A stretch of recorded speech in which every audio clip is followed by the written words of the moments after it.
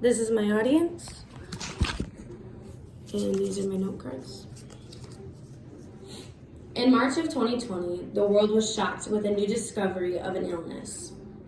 This illness would soon be the reason that millions of people lost their jobs and ended up stuck at home.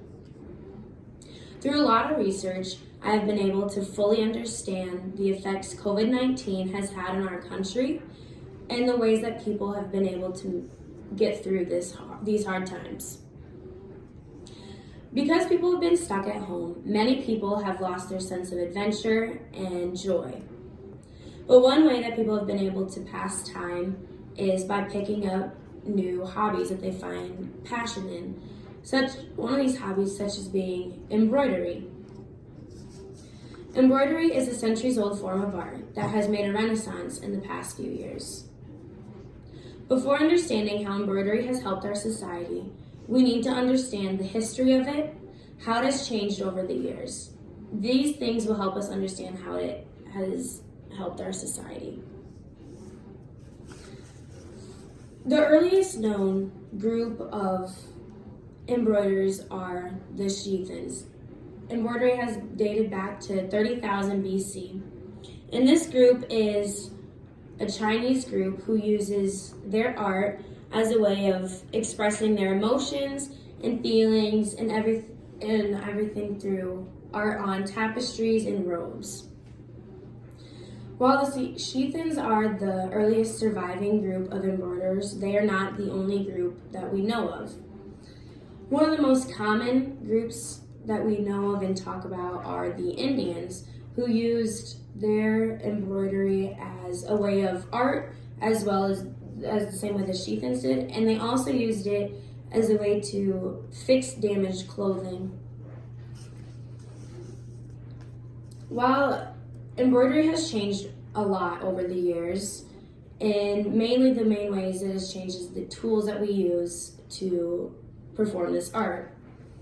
In the beginning, we used bones from animals and plants as the needle and thread. And now with the new technology that we have developed throughout the years, we are able to use steel wire for needles, cotton and silk for the thread, and we have even been able to develop an electric embroidery machine. Because of the technology we have used to make embroidery a lot easier, more people have been able to master the art. In the past few years, people have been greatly impacted through new hobbies. 6 in 10 people have picked up a new hobby, such as reading or just any new form of art or puzzles and stuff like that. But one of the most unpopular hobbies that has made a comeback during this time is embroidery.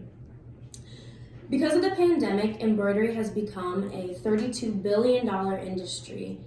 And this is because many people used embroidery as a way to have a steady income during the pandemic when they were no longer able to work.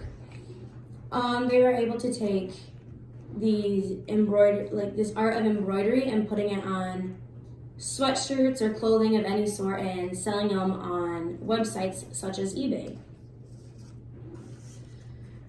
Embroidery is a fascinating art that we now have a better understanding of.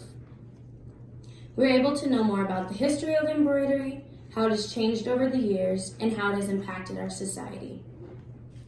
Embroidery is a centuries-old form of art that has made a renaissance in the past few years.